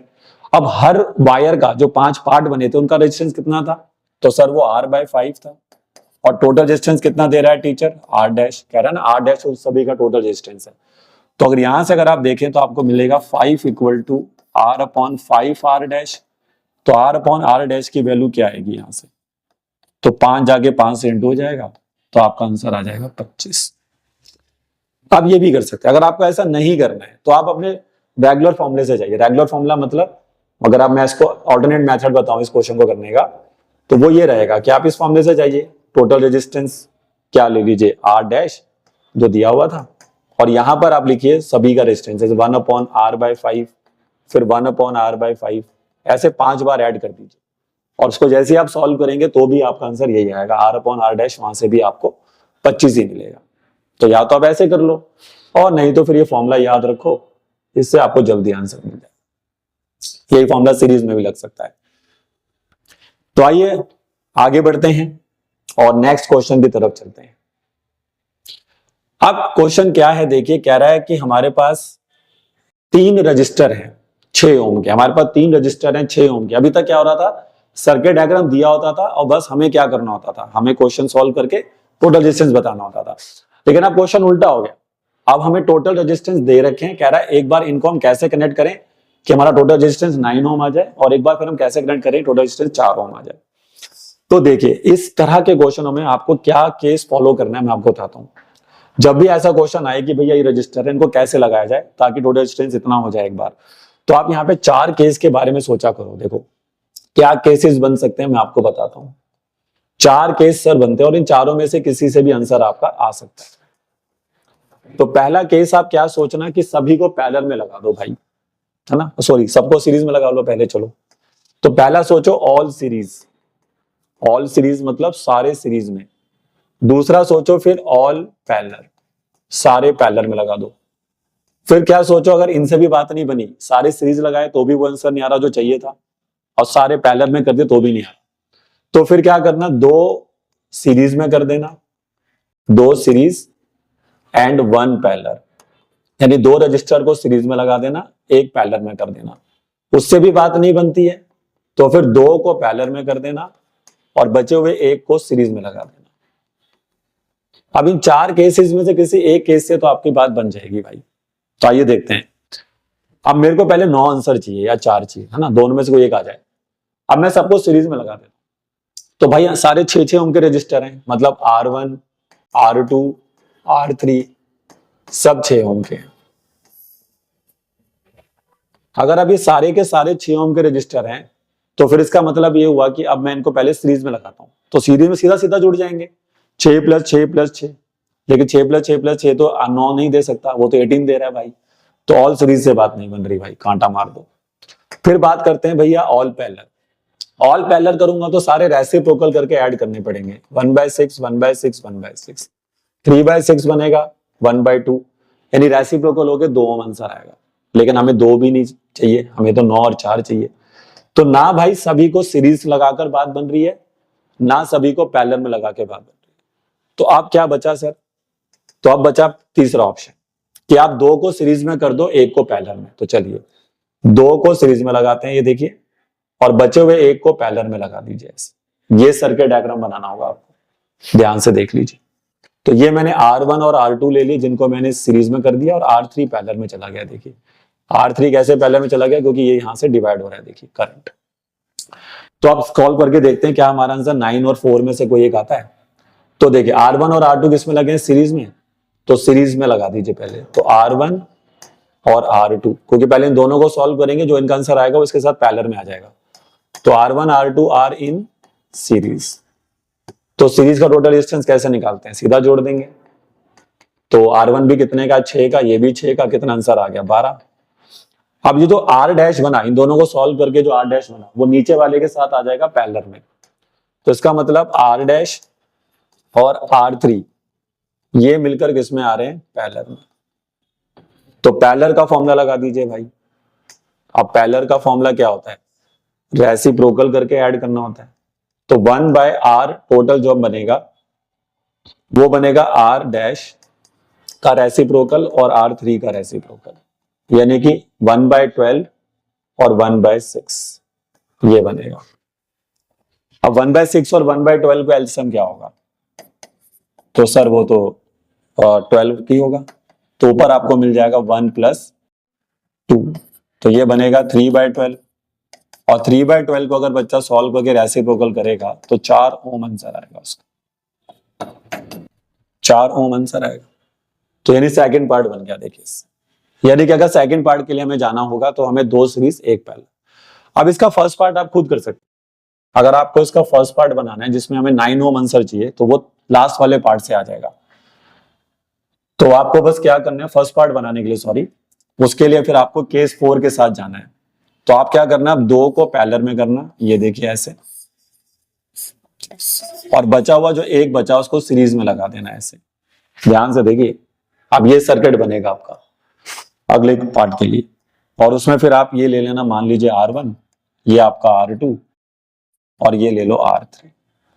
तो आप खुद से करके देखना, ये 6 ओम के 2 रजिस्टर लग गए सीरीज, सॉरी पैरेलल में, तो 1/6 1/6 बोलो कितना आ रहा है। अरे भैया कुछ कैलकुलेशन तो ऐसे भी कर लेता है बच्चा। 1/6 1/6 बोलो, क्या एलसीएम लेके क्या बनेगा, 2/6 2/6 1/3 1/3 का रेसिप्रोकल 3, और इसका आंसर 3 आएगा और आगे वाले का 6 है, क्योंकि R3 6 ओम का है, वो दोनों सीरीज में हो जाएंगे। भाई ये दोनों पैरेलल में जब सॉल्व होंगे तो उसका जो आंसर आएगा वो R3 के साथ सीरीज में जाएगा। तो फिर यहां से आपका आंसर आया 3, उधर से आंसर हुआ 6, 6 + 3 कर दो 9 ओम आ जाएगा। तो यानी कि अगले पार्ट को करने के लिए आपको 2 पैरेलल 1 सीरीज लगा देना, आपका आंसर आ जाएगा। तो इस तरह के क्वेश्चन भी आते हैं भाई, खुद ही डायग्राम बनाओ और आंसर लाओ। तो आप ये 4 केसेस में से बात करना, किसी न किसी से आपका आंसर 100% आएगा। ठीक है, चलिए बच्चे तो आगे बढ़ते हैं। अब ये भी हमारा एक सर्किट बेस्ड क्वेश्चन है, लेकिन इसमें कुछ ज्यादा चीजें पूछी जा रही हैं, तो आइए देखते हैं। अब ये सर्किट बेस्ड क्वेश्चन में 5 रजिस्टर लगे हुए हैं। पहले देखना होगा कि पांचों किस कॉम्बिनेशन में लगे हुए हैं। देखिए अब करंट अगर यहां से चलना चालू करता है, ये देखिए, और जैसे करंट आपका ए पॉइंट पे पहुंचेगा तो आप नोटिस कर पाएंगे कि यहां से करंट डिवाइड हो रहा है। ये देखिए 2 हिस्सों में डिवाइड हो गया, करंट कुछ ऊपर जाएगा कुछ नीचे जाएगा। तो ये दोनों किस में आ गए, पैरेलल में। अब ये करंट यहां से यहां जाएगा, ये मीटर लगा रखा है इन्होंने, ठीक है। और उसके बाद यहां से यहां पहुंचेगा करंट, मान लो नेक्स्ट पॉइंट पे सी पे। तो अब यहां सी पॉइंट पे पहुंचने के बाद करंट फिर डिवाइड हो जाएगा 3 पार्ट में, इधर इधर इधर। तो अब 3 पार्ट में फिर करंट डिवाइड हो रहा है, तो मतलब ये तीनों भी किसमें लगे हुए हैं, पैरेलल। तो ऊपर वाले 2 भी पैरेलल में, नीचे वाले तीनों पैरेलल में। अगर आप इन दोनों को सॉल्व कर दो तो इनका टोटल रेजिस्टेंस मान लो ये बनेगा R डैश, और इन तीनों को सॉल्व कर दो तो इनका रेजिस्टेंस क्या बन जाएगा, R डबल डैश। लेकिन आप ध्यान से देखिए, अब ये दोनों किसमें आ जाएंगे, सीरीज में। देखो करंट यहां से यूं जाएगा, डिवाइड थोड़ा ना हो रहा है, सेम ही करंट फ्लो करता जाएगा आगे भाई। अब डिवाइड नहीं हो रहा करंट भाई, यहां से सेम करंट जाएगा इधर से। तो ये दोनों का आंसर जो आएगा वो सीरीज कॉम्बिनेशन में होगा। तो आइए सबसे पहला हम क्या करते हैं, ऊपर के 2 सॉल्व करते हैं, क्योंकि पहला क्वेश्चन यही है कि टोटल रेजिस्टेंस निकालिए, उसके बाद टोटल करंट निकालिए, और भी कई चीजें सब निकालते हैं ये 1 बाय 1। तो सबसे पहले हम निकालने जाते हैं R1 R2। तो भाई R1 एंड R2 बोलो किसमें लगे हुए, R इन पैरेलल। और अगर हमें पैरेलल का टोटल रेजिस्टेंस निकालना हो तो हम यूज करेंगे 1 अपॉन में R डैश। अब 1 बाय R1 और 1 बाय R2, और R1 R2 के लिए कितनी दे रखी है बताओ, 10 और 40। तो ये हो जाएगा 1 बाय 10, ये हो जाएगा 1 बाय 40। एलसीएम लोगे तो क्या आएगा, 40। यहां पर आ जाएगा 4, यहां पर 1, तो 5 बाय 40 यानी कि 1 बाय 8। तो इन दोनों का रेजिस्टेंस सॉल्व होके आ गया सर 8 ओम। तो ऊपर वाले 2 का तो 8 ओम आ गया भाई। अब नीचे वाले 3 भी पैरेलल में है, तो उनको भी अलग से सॉल्व करते हैं भाई। तो आप लिखेंगे R3 R4 R5 R in parallel. अब ये भी पैरेलल में है तो इन तीनों को भी रेसिप्रोकल करके जोड़ना पड़ेगा सर। तो इनका रेजिस्टेंस R डबल डैश बना दो, 1 bye R3 1 bye R4 1 bye R5। तो ये कितना है बताओ, R3 की वैल्यू कितनी है बताओ, 30। R4 कितना है बताओ, 20। ये कितना है, 60। तो इसका एलसीएम लो भाई क्या आएगा, तो 60 आएगा सर। 30 के टेबल में 60 कब आएगा, 2 पे, यहाँ 3 पे, यहाँ 1 पे। 2 + 3 कितना होता है, 5 + 1 6, 6 बाय 60 यानी कि 1 बाय 10। तो यहां से R डबल डैश कितना आ गया, 10 ओम। यानी नीचे वालों के तीनों का रेजिस्टेंस 10 ओम, ऊपर वाले के दोनों का रेजिस्टेंस 8 ओम, और वो दोनों किस में जाएंगे, सीरीज में। क्योंकि मैंने बताया था ये दोनों सॉल्व होके इसके साथ सीरीज कॉम्बिनेशन में आ जाएंगे। तो अब यहां पर आपको सीरीज कॉम्बिनेशन का फॉर्मूला लगाना होगा। तो फाइनल अब आप क्या करेंगे कि R dash and R double dash are in series, और सीरीज का टोटल रेजिस्टेंस निकालना, डायरेक्ट ऐड कर देंगे भाई। तो R टोटल निकलेगा R dash plus R double dash. तो फाइनल आंसर इधर से 8 इधर से 10, तो टोटल रेजिस्टेंस तो भाई आ गया 18 ओम। रेजिस्टेंस की यूनिट होती है 18 ओम, 18 ओम आंसर हो गया। लेकिन अब इसमें एक क्वेश्चन और पूछा गया है, कह रहा टोटल करंट भी बताओ सर्किट में कितना फ्लो कर रहा है। अब सर्किट में टोटल करंट कितना फ्लो कर रहा है ये कैसे पता करें, तो हमें ओम्स लॉ की जरूरत पड़ेगी, B = IR, क्योंकि पूरे सर्किट का पोटेंशियल डिफरेंस हमें पता जो बैटरी से आएगा, क्योंकि बैटरी 12 वोल्ट की लगा रखी है। तो बैटरी में 12 वोल्ट का पूरा सर्किट का पोटेंशियल डिफरेंस हो गया, और हमने पूरे सर्किट का रेजिस्टेंस निकाल ही लिया 18 ओम। तो ओम्स लॉ की मदद से अब करंट आ जाएगा। देखिए तो इसके नेक्स्ट पार्ट को अगर आपको बनाना है भाई, तो देखिए अब हम ओम्स लॉ लगा देंगे। तो ओम्स लॉ का फॉर्मूला होता है by Ohm's law V is equal to I R. लेकिन हमें क्या चाहिए, आई, टोटल आई। तो आई इज इक्वल टू हो जाएगा V अपॉन में आर टोटल। अब V कितना था 12, ये कितना है 18, और ये सॉल्व होके बन गया 2 6 12 और 6 3 18। तो आई थिंक 0.66 चलता जाएगा, तो 0.67 एम्पियर के आसपास आपका आंसर बन जाएगा ये अप्रोक्सीमेट। ठीक है भाई, तो टोटल करंट भी आ गया भाई ओम्स लॉ की मदद से। लेकिन अब इसके बाद हमसे ये एक चीज और पूछ रहा है भाई, दो चीजें और पूछ रहा है अभी भी। कह रहा है कि R1 के अक्रॉस कितना पोटेंशियल डिफरेंस होगा। देखिए R1 के अक्रॉस कितना पोटेंशियल डिफरेंस होगा, ये सवाल है। अब भाई R1 के अक्रॉस कितना पोटेंशियल डिफरेंस होगा, ये कैसे निकालें। अब यहां पर देखिए, जब मैं पहुंचूंगा तो देखिए जितना पोटेंशियल डिफरेंस R1 में होगा उतना ही R2 में भी होगा, ये तो बात हम जानते हैं क्योंकि दोनों पैरेलल कॉम्बिनेशन में लगे हुए हैं।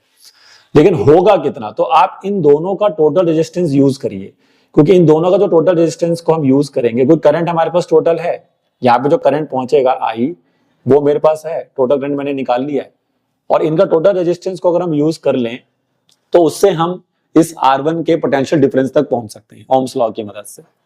तो देखिए जितने पोर्शन पे आप काम कर रहे हैं उतने पोर्शन पे ही ध्यान देना है। अब इतने ये दोनों पे काम करें तो इन दोनों के रेजिस्टेंस पे ध्यान दीजिए। पूरे सर्किट का रेजिस्टेंस नहीं चाहिए हमारे को। यहाँ पे इस कॉम्बिनेशन का रेजिस्टेंस कितना था, वो R डैश था, ये देखिए 8 ओम। तो ये 8 ओम पे हो गया, करंट यहां से आ रहा है 0.67 एम्पियर के आसपास, तो उसकी मदद से इसका V निकल जाएगा, और जितना V R1 में जाएगा उतना ही V R2 का भी होगा। पोटेंशियल डिफरेंस पैरेलल में हमेशा सेम रहता है। ऐसे अगर मुझे इन तीनों में किसी का पता करना होता तो फिर इन तीनों का जो टोटल डिस्टेंस आया था वो यूज करना होता, क्योंकि इनके अक्रॉस वो टोटल डिस्टेंस जो बन रहा था वो R डबल डैश बन रहा था। तो जिसके अक्रॉस आप काम कर रहे हैं वहीं पर ही सोचिए खाली। तो अब इस पार्ट को निकालने का तरीका देखो क्या होगा। अगर हम ये वाला चीज को निकालना चाह रहे हैं तो हम R डैश की मदद से उसको निकाल लेंगे, क्योंकि टोटल रेजिस्टेंस, ध्यान से सुनिए, टोटल रेजिस्टेंस जो अक्रॉस बन रहा है A point and B point, उसकी बात हो रही है बस अभी। ठीक है, पॉइंट ए और पॉइंट बी के अक्रॉस टोटल रेजिस्टेंस बन रहा है, वो क्या बन रहा था, वो बन रहा था सर 8 ओम। ठीक है, और V मेरे को निकालना है, तो V का फॉर्मूला लगेगा IR, लेकिन R डैश यूज करेंगे। पूरा सर्किट का रेजिस्टेंस नहीं हो रहा है यहाँ पे सर, उसके अक्रॉस जो हो रहा है वही बात कर रहे हैं हम। और I हमने निकाला था 0.67 और R डैश कितना निकाला था हमने 8। अब इसको अगर आप इससे इंटू कर दोगे तो ये इसका V आ जाएगा। यहाँ से देखिए 0.67 को 8 से इंटू कर देना, वो जो पोटेंशियल डिफरेंस होगा वो R1 के अक्रॉस चला जाएगा फिर। तो देखिए इस तरह से हमने अभी क्या पता कर लिया, हमने इस तरह से पता कर लिया है कि पोटेंशियल डिफरेंस अक्रॉस R1 कितना होगा। तो ये हमने फाइंड कर लिया पोटेंशियल डिफरेंस अक्रॉस R1। अब देखिए जो पोटेंशियल डिफरेंस अक्रॉस R1 होगा वही पोटेंशियल डिफरेंस होगा कहां पर भी बताइए, वही सेम पोटेंशियल डिफरेंस होगा R2 के अक्रॉस, क्योंकि दोनों पैरेलल में लगे। ठीक है, तो ये ध्यान रखना है कि जो पोटेंशियल डिफरेंस यहां पर आया है R1 में, जो हमने निकाला है अभी 0.67 इंटू 8, वही R2 में रहेगा। अब कह रहा है R2 के अक्रॉस करंट भी निकाल दो भाई। अब R2 में जो करंट जाएगा वो कैसे निकालें। देखो अभी जो करंट निकाला था 0.67, ये तो पूरे सर्किट का करंट था, लेकिन ये करंट जब यहां पहुंचेगा इस पॉइंट पर, A पॉइंट पर, तो डिवाइड हो जाएगा। तो कुछ करंट I1 में जाएगा R1 में, और I2 जो होगा वो जाएगा R2 में। तो मुझे अगर सिर्फ I2 पता करना है कि R2 में कितना करंट गया होगा, ये हम कैसे पता करें, तो हम उसका V यूज कर लेते हैं, है ना। उसका रेजिस्टेंस हमें पता ही है R2 का कितना है, R2 का रेजिस्टेंस कितना है, कहां गया, 40 ओम है, तो उसका V पता होना चाहिए। तो बताओ जरा R2 का V कितना है। एक बच्चा कह रहा है 12 वोल्ट। अरे भाई 12 वोल्ट कहां से आ गया, 12 वोल्ट तो पूरे सर्किट का V है, पूरे सर्किट का V नहीं लेना है, सिर्फ R2 का V लेना है। और सर R2 का V तो R1 के V के बराबर था, तो R1 का V निकाला था 0.67 इंटू 8, यही R2 का भी V होगा, ये भी R2 का पोटेंशियल डिफरेंस होगा, ध्यान रखिए। तो अगर हम इसका लास्ट पार्ट बनाना चाहते हैं तो हमें क्या करना होगा, करंट निकालना है कहां पर, अब करंट निकालना है हमें थ्रू R2। तो करंट का फॉर्मूला यूज करेंगे और V is equal to Ohm's law के अकॉर्डिंग आ जाएगा 1 upon R2, sorry V upon R2 Ohm's law के अकॉर्डिंग। लेकिन हमें V कहां से मिलेगा, जो कि हम निकाल चुके हैं। R1 के अक्रॉस जो हमने V निकाला था, तो यहां रख दीजिए 0.67 इंटू में क्या आ गया 8, और R2 कितना था हमारे पास देखिए 40। तो बस इसको अगर आप सॉल्व कर देते हैं तो ये आपको एम्पेयर में करंट मिल जाएगा, जो कि I2 होगा, करंट थ्रू R2। ऐसे आप I1 के थ्रू भी निकाल सकते हैं, ऐसे आप बाकी जगह भी कर सकते हैं। तो ये भाई थोड़ा ट्रिकी क्वेश्चन है, क्योंकि इसमें आपको कई चीजें पूछी जा रही हैं। टोटल रेजिस्टेंस निकालो, उसके बाद भाई टोटल करंट निकालो, पोटेंशियल डिफरेंस निकालो, R1 पे क्या है, R2 पे करंट कितना है, ये पता करो। तो ये चीजें थोड़ा, जिस सेक्शन पे आप काम कर रहे हैं उसी पे फोकस करना होगा। जब मैं R2 पे काम कर रहा हूं तो मैं R2 पे चेक करूंगा R2 का V कितना है, R2 का I कितना है, R2 का रेजिस्टेंस कितना है। जब पूरे सर्किट की बात कर रहा हूं तो पूरे सर्किट के ऊपर फोकस करेंगे, तो उसके अकॉर्डिंग सोचने की कोशिश किया करें। चलिए बच्चों, तो अगले क्वेश्चन पे चलते हैं। अगला क्वेश्चन कह रहा है कितने how many 176 ohm resistor parallel में लगाए जाएं ताकि वो 5 एम्पेयर और 220 वोल्ट सप्लाई के साथ लगाए जा सके। तो ये क्वेश्चन पूछा जा रहा है नंबर ऑफ रजिस्टर्स, और वो भी पैरेलल में। तो नंबर ऑफ रजिस्टर अगर पैरेलल कॉम्बिनेशन में पूछा जाता है तो बताइए क्या फॉर्मूला बताया था, value of each resistance divided by total resistance. तो वैल्यू ऑफ ईच रेजिस्टेंस तो है, क्योंकि 176 ओम के सारे रजिस्टर हैं। तो मेरे पास एक हिस्सा तो आ चुका है, क्या आ चुका है कि मेरे पास sir value of each resistance तो है। तो वैल्यू ऑफ ईच रजिस्टर तो है, या वैल्यू ना लिखना है तो रेजिस्टेंस लिख दीजिए। तो मेरे पास sir resistance of each registers तो है, वो कितना हो गया सर 176 ओम। अब किसी तरीके से अगर पूरे सर्किट का रेजिस्टेंस पता लग जाए तो बात बन जाएगी, नंबर ऑफ रजिस्टर्स निकाल लेंगे। तो भाई पूरे सर्किट का रेजिस्टेंस कैसे निकालेंगे, आसान है। करंट आपको दे रखा है 5 एम्पियर, V आपको दे रखा है 220 वोल्ट, तो ओम्स लॉस की मदद से आप क्या निकाल देंगे यहाँ से, टोटल रेजिस्टेंस। तो V is equal to IR लगा दो, R टोटल लिख दो उसको, तो R टोटल की वैल्यू हो जाएगी V अपॉन में I। तो V कितना है हमारे पास 220, I कितना है 5, तो टोटल रेजिस्टेंस की वैल्यू कितनी आ गई 44 ओम। तो ये सारे 176 ओम के जो सारे रजिस्टर यहाँ पे लगे हुए हैं, इन सबका टोटल रेजिस्टेंस आएगा 44 ओम। अब N का फॉर्मूला यूज करो, N का मतलब यहाँ पर हो गया नंबर ऑफ रजिस्टर्स, कितने रजिस्टर्स, वही हमसे वो पूछ रहा है। तो N का फॉर्मूला क्या लगा दो, resistance of each resistance, resistance of each resistor, और डिवाइड में आ जाएगा उसके टोटल रेजिस्टेंस। तो ये फॉर्मूला मैंने पहले भी यूज किया था, अगर आपको याद हो। तो ये काफी इंपॉर्टेंट कॉन्सेप्ट है, तो इसको जरूर करके जाएं। अब वैल्यू डाल दीजिए सारी। तो वैल्यू ऑफ ईच रेजिस्टेंस कितना है 176 और ये 44, तो N की वैल्यू आपको मिलेगी 4। तो 4 रजिस्टर ये लगाने पड़ेंगे आपको, तब जाके बात बनेगी। ठीक है, तो इसको हमने इस फॉर्मूले से बना दिया। चलिए नेक्स्ट क्वेश्चन देखिए बच्चे। कह रहा है कि एक इलेक्ट्रिक बल्ब है जिसको 220 वोल्ट और 100 वॉट पे लगाया गया, लेकिन अगर उसकी पावर चेंज कर 110 कर दी गई तो उसकी नई पावर, सॉरी उसकी वोल्टेज, पावर नहीं वोल्टेज, वोल्टेज पहले 220 था, उसको चेंज करके आधा कर दिया 110, तो बताओ नया पावर कितना होगा। अब बच्चा सोचता है कि वोल्टेज आधी हो गई तो पावर भी आधी हो जाएगी, वोल्टेज आधी होगी तो पावर भी आधी हो जाएगी, यानी 100 वाट का बल्ब था तो 50 वाट का होगा, लेकिन ऐसा नहीं है। यहां पर आप ये सोचिए कि बल्ब की ऐसी कौन सी चीज है जो बदल नहीं सकती है, ऐसी कौन सी चीज है। वोल्टेज आप बदल सकते हैं, करंट जो जा रहा है वो बदल सकते हैं, क्या नहीं बदल सकते, वो है रेजिस्टेंस। तो बल्ब का रेजिस्टेंस नहीं बदलेगा, जो एक बार बल्ब बन गया तो उसका वही रेजिस्टेंस रहेगा, ठीक है ना, वो मैन्युफैक्चरिंग में वही रहेगा। तो उसके अकॉर्डिंग हम थोड़ा सा दिमाग लगाएंगे यहाँ पे। तो V अगर शुरू में 220 था और पावर इसकी 100 वॉट थी, तो हम बल्ब का रेजिस्टेंस निकाल लेते हैं। अब रेजिस्टेंस कैसे निकालेंगे, तो पावर के 3 फॉर्मूले थे, तो उसमें से हम यूज करेंगे पावर इक्वल टू V²/R, और यहां से R निकालेंगे। तो R का फॉर्मूला क्या बन जाएगा V²/P। तो V कितना है 220, इंटू में 220, और पावर कितनी है 100। तो यहां से बच्चा अगर इसका R निकाल ले तो 2 जीरो से 2 जीरो तो कट ही जाएंगे, और 22 इंटू 22 होता है 484 ओम। तो 484 ओम का तो ये इसका बल्ब का रेजिस्टेंस आ गया। अब दोबारा सेम फॉर्मूला यूज करिए, power is equal to V²/R, लेकिन इस बार जो आप V यूज करेंगे वो 110 लेंगे, क्योंकि उसने पावर वोल्टेज चेंज कर दी 110, लेकिन रेजिस्टेंस तो वही रहेगा सर 484, और इस वैल्यू को अगर आप सॉल्व करते हैं तो आपका आंसर 25 वॉट आएगा।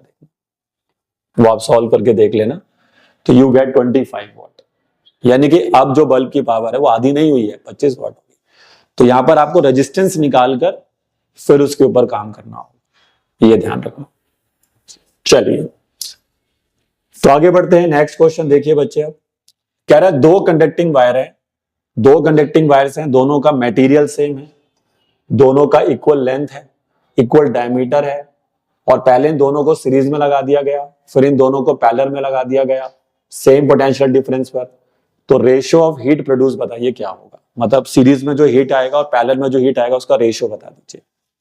तो अगर अब मैं ये देख रहा हूं कि दोनों वायर का भाई सब कुछ ही सेम है, तो इसका मतलब है कि दोनों वायर का रेजिस्टेंस भी सेम होगा। तो क्यों होगा, उसका रीजन है भैया मटेरियल सेम है, लेंथ सेम है, डायमीटर की वजह से एरिया क्रॉस सेक्शन भी सेम है। तो जब सब कुछ सेम है तो भाई वायर का रेजिस्टेंस भी सेम हो गया। तो हम यहाँ पे लिख सकते हैं कि both wire has equal resistance.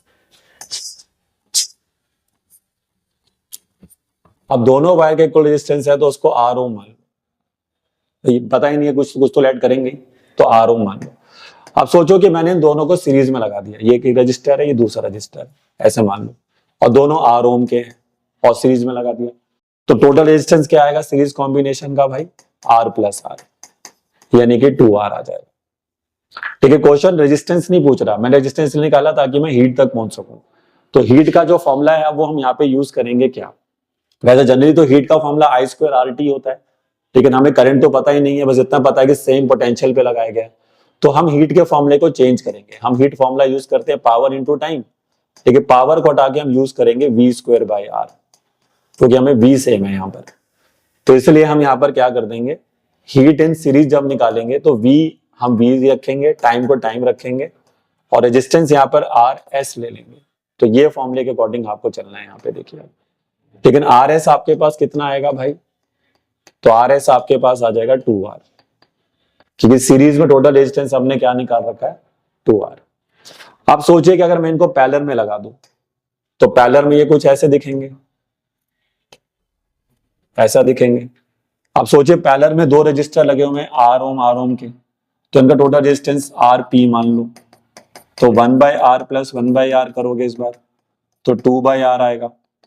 तो RP की जो वैल्यू आएगी वो R/2 आएगी आपकी, यानी पैरेलल में जो टोटल रेजिस्टेंस होगा दोनों रेजिस्टर्स का, दोनों वायर का R/2 हो जाएगा। अब फिर सीरीज पैरेलल में भी निकाल लो हीट कितना प्रोड्यूस होगा सेम फॉर्मूले से, तो आप लगाएंगे V इंटू में T बाय में RP, लेकिन ऊपर तो V²T रहेगा बट नीचे आपका R/2 हो जाएगा। तो पैरेलल में जो हीट का फॉर्मूला बना वो बना 2V²T/R, 2V²T/R। लेकिन हमें क्वेश्चन क्या पूछ रहा है, दोनों की हीट का रेशियो निकालिए।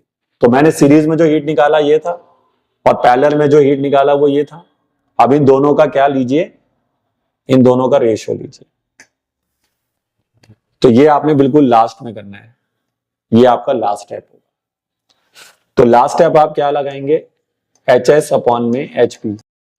तो इधर से तो V²T अपॉन में 2R आएगा, ठीक है, और इस वैल्यू को फिर आप डिवाइड करेंगे किससे, 2V²T/R से। तो ऊपर वाली वैल्यू तो ऊपर ही रहेगी V²T/2R, और ये रेसिप्रोकल हो जाएगा। देखिए तो ये रेसिप्रोकल अगर होता है तो ऊपर तो आपको मिल जाएगा ऊपर मिलेगा आपको R, और नीचे क्या मिलेगा 2V²/T। तो सॉल्व करने के बाद देखिए V²T से V²T कट गया, R से R कट गया, तो 2 कितना हो गया 4। तो फाइनल आंसर जो मिलेगा HS और HP का रेशियो जो आएगा हीट का 1/4 आएगा, यानी 1:4 आपका आंसर होगा।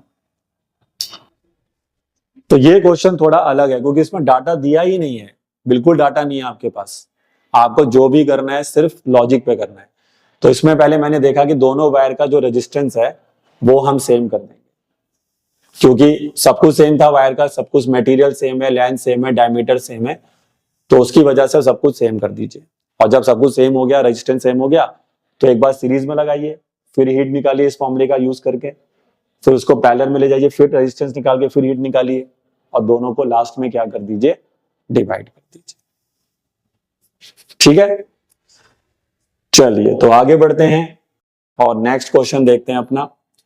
कह रहा है कि दो लैंप्स हैं, एक का पावर दे रखा है 100 वाट, एक की पावर दे रखी है 100 वाट और ये दिया है 220 वाट, ठीक है। और दूसरे लैंप की जो पावर है वो है 60 वाट और उसका जो वोल्टेज दिया वो दिया है 220 वाट। कह रहे हैं दोनों लैंप्स को अगर हम पैरेलल कॉम्बिनेशन में लगा देते हैं तो कितना करंट ये सप्लाई से ले रहे हैं ये बताइए, और कितनी इलेक्ट्रिक एनर्जी भी कंज्यूम करेंगे दोनों बल्ब 2 घंटे में। तो दो अलग अलग क्वेश्चंस हैं। अगर ये दोनों बल्ब्स को पैरेलल में लगा रहा है, देखिए ये लैंप मान लीजिए बल्ब ही लैंप ही होता है और ये दूसरा हो गया। अब वो कह रहा है कि इन दोनों को मैंने पैरेलल कॉम्बिनेशन में सप्लाई के साथ लगा दिया, 220 वोल्ट की सप्लाई पे लगा दिया। तो आप सोच सोचिए अगर यहां से करंट अगर मूव करता है तो वो करंट यहां जाने के बाद डिवाइड हो जाएगा I1 I2, क्योंकि पैरेलल कॉम्बिनेशन है। तो करंट जो हुआ वो डिवाइड हुआ। लेकिन अगर मैं टोटल करंट सप्लाई का पता करना चाहता हूं तो I1 और I2 निकाल के जोड़ देंगे तो I आ जाएगा भाई। तो अगर हमें I चाहिए तो I1 और I2 निकाल के ऐड कर दीजिए बस। तो मेरे पास तो सब कुछ है भाई। अब मैं सबसे पहले बल्ब 1 में जाऊंगा, ये देखिए, और बल्ब 1 की मैं पावर ले लूंगा कितनी 100 वाट, बल्ब 1 की वोल्टेज लूंगा 220 और यहां पर पावर का फॉर्मूला यूज करूंगा V इंटू I1, क्योंकि पावर का फॉर्मूला होता है एक और होता है ना V इंटू I। तो यहां से अब मैं I1 निकालू तो I1 हो जाएगा P1 बाई V, P1 आपका 100 है और V आपका 220 हो जाएगा। ये पहले वाला करंट आ गया I1। सेम यही लॉजिक से आप दूसरे बल्ब का भी निकाल सकते हैं। तो बल्ब 2 में चले जाइए अब, और बल्ब 2 में अगर आप जाते हैं तो उसकी पावर क्या लेंगे, उसकी पावर आप लेंगे 60 वाट, लेकिन उसकी वोल्टेज सेम है 220, ये देखिए। अब उसकी पावर यूज करिए P2 इंटू में V इंटू में I2। यहां से I2 निकालेंगे तो P2 को V से भाग करिए तो 60 को 220 से भाग कर दीजिए, तो इसका करंट भी आ गया देखिए। और जैसे आपके पास I1 और I2 आ जाएंगे तो उन दोनों को फाइनली ऐड करिए तो आपको टोटल करंट मिल जाएगा, ये देखिए। तो टोटल करंट की वैल्यू क्या आ जाएगी यहां से बोलिए, 100 अपॉन में 220 और 60 अपॉन में 220। तो टोटल करंट आपका बन जाएगा 160 अपॉन में 220, तो 16 अपॉन में 22 यानी कि 8 अपॉन में 11 एम्पियर। ये आपका आंसर है। तो कुछ नहीं करा हमने, पावर्स की मदद से दोनों के करंट निकाल लिए और दोनों के करंट अलग अलग निकाल के उनको डायरेक्टली ऐड कर दिया और हमारे पास आंसर आ गया सीधा I। तो इस तरह से आप ये क्वेश्चन कर सकते थे। चलिए नेक्स्ट क्वेश्चन, अच्छा सॉरी नेक्स्ट क्वेश्चन नहीं, अब इसमें एक पार्ट बचा हुआ है। इलेक्ट्रिक एनर्जी भी तो पता करना था, दोनों बल्ब क्या यूज कर रहे हैं। अब सोचिए इलेक्ट्रिक एनर्जी कैसे निकालेंगे भाई। इलेक्ट्रिक एनर्जी का फॉर्मूला क्या होता है, इलेक्ट्रिक एनर्जी का फॉर्मूला होता है पावर इंटू टाइम। देखिए आप दोनों बल्ब यूज करने और दोनों बल्ब 2 घंटे तक यूज है, मतलब दोनों अलग अलग 2 घंटे यूज नहीं हो रहे, दोनों मिलकर 2 घंटे यूज हो रहे हैं। तो यहां पर आपका जो पावर है टोटल पावर निकालो, तो दोनों की पावर को जोड़ दो। तो पहले बल्ब की पावर है 100, दूसरे बल्ब की पावर है 60, तो टोटल पावर 160 वाट आ गई, ठीक है। दोनों बल्ब की टोटल पावर कितनी हो गई, 160 वाट हो गई। अब देखिए पावर हमारा जो होना चाहिए किलो वाट में होना चाहिए, क्योंकि जब हम इलेक्ट्रिक एनर्जी निकालते हैं तो किलो वाट में होना चाहिए। तो 0.16 किलो वाट आ जाएगा, 0.16 किलो वाट। और कितने घंटे तक ये यूज हो रहे हैं, 2 घंटे तक यूज हो रहे हैं सर। तो इलेक्ट्रिक एनर्जी जो कंज्यूम करेंगे वो पावर इंटू टाइम कर देंगे। तो 0.16 को आप 2 से इंटू कर दीजिए और आपका आंसर आ जाएगा ये कितना, 0.32 किलो वाट आवर। तो दोनों बल्ब मिलकर 0.32 किलो वाट आवर की क्या यूज करेंगे, एनर्जी यूज करेंगे। और इससे फिर आप क्वेश्चन कर सकते थे। तो देखा आपने, ये भी क्वेश्चन अच्छा क्वेश्चन था, इसमें बल्ब की बात हो रही है। तो हमने पहले टोटल करंट निकाला और उसके बाद फिर हमने ये भी पता किया कि दोनों बल्ब 2 घंटे में कितना एनर्जी कंज्यूम कर रहे हैं। चलिए तो आइए अभी हमारा लास्ट क्वेश्चन है बच्चे, और मैंने आपको टोटल 15 न्यूमेरिकल्स करके दिखाए हैं इस लेक्चर में। और अगर आप ये 15 क्वेश्चन करके जाते हैं अपने एग्जाम में तो जरूर आपको बेनिफिट मिलेगा। लास्ट क्वेश्चन कहता है कि भैया हमारे पास 2 अलग अलग सर्किट बनाने, 6 वोल्ट की बैटरी के साथ 1 ओम और 2 ओम का रजिस्टर लगा दीजिए, फिर 4 वोल्ट की बैटरी के साथ 12 ओम और 2 ओम का रजिस्टर लगा दीजिए। और दोनों में एक ही काम करना है कि 2 ओम वाला जो रेजिस्टेंस है दोनों में पावर कितना कंज्यूम कर रहा है। तो देखिए सर्किट बनाना पड़ेगा। अगर आप केस 1 लेते हैं फर्स्ट पार्ट के लिए, तो आपको 6 वोल्ट की बैटरी के साथ सीरीज में 2 रजिस्टर लगाने पड़ेंगे। ये रहा 1 ओम का, ये रहा 2 ओम का। और इस सीरीज में अगर मैंने इनको 6 वोल्ट की बैटरी के साथ लगा दिया, तो सवाल ये पूछा जा रहा है कि 2 ओम के अक्रॉस पावर कितनी होगी इसके अक्रॉस। तो भाई अब मैं पावर तो तभी निकाल पाऊंगा इसके अक्रॉस जब मेरे को इसका क्या पता होगा, करंट पता होगा। क्योंकि जब तक मेरे पास करंट नहीं है कि कितना करंट इसमें जा रहा है, तब तक बात बनेगी नहीं। क्योंकि पावर का फॉर्मूला यहाँ पे जो यूज होगा वो I² R होगा। V भी यूज कर सकते हैं, बट फिर V भी चाहिए होगा। ये नहीं कि अब 6 वोल्ट ही V ले लिया इसका, भाई 6 वोल्ट कैसे हो जाएगा, क्योंकि 6 वोल्ट नहीं होता ना, सीरीज में जो रजिस्टर लगा होता है उसका वोल्टेज दोनों में डिफरेंट होती है।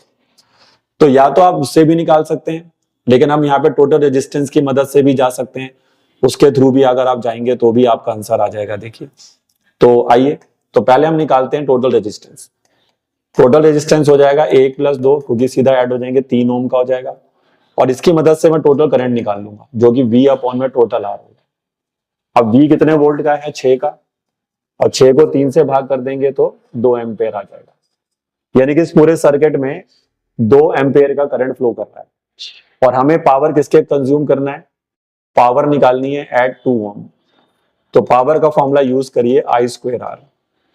और I कितना हो गया, 2, तो 2 का स्क्वायर करिए, और R भी 2 ही है क्योंकि 2 ओम के अकॉर्डिंग कर रहे हैं हम। तो फाइनल आंसर आएगा 8 वॉट।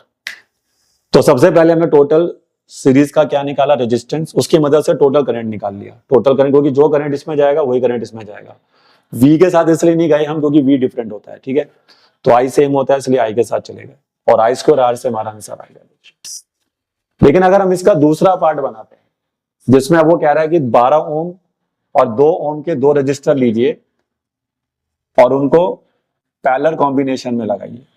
बैटरी की वोल्टेज भी चेंज कर दी गई है इस बार, 4 वोल्ट की बैटरी ली है इस बार। अब सोचिए कि अगर ये पैरेलल कॉम्बिनेशन में लगे हुए हैं दोनों, और ये 12 ओम का है और ये 2 ओम का है, ये पॉइंट A है, ये पॉइंट B पे है, तो जैसे ही आपका यहां पर पहुंचेगा करंट, तो ये पैरेलल हो गए, देखिए।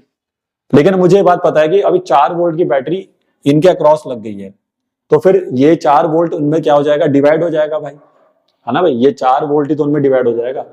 लेकिन हाँ सॉरी, डिवाइड नहीं होगा, गलत बोल रहा था मैं, डिवाइड नहीं होगा, क्योंकि पैरेलल में पोटेंशियल डिफरेंस क्या होता है, सेम होता है।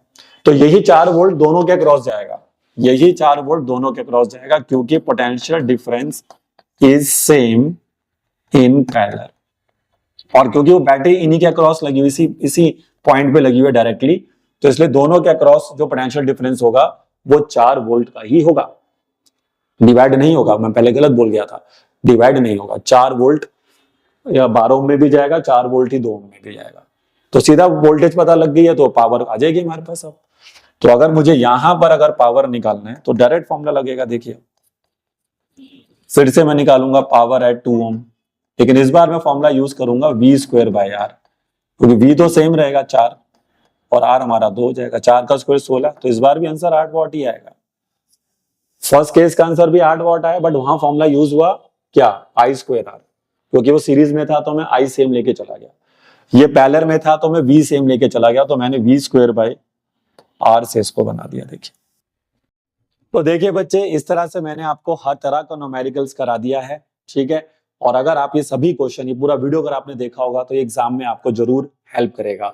तो हमने सभी टॉपिक पे जो मैंने स्टार्टिंग में बताए थे, उन सभी टॉपिक्स पे मैंने क्वेश्चंस कवर कर दिए हैं। और अगर आज की वीडियो आपको जरूर अच्छी लगी हो तो उसको लाइक और शेयर जरूर किया करें।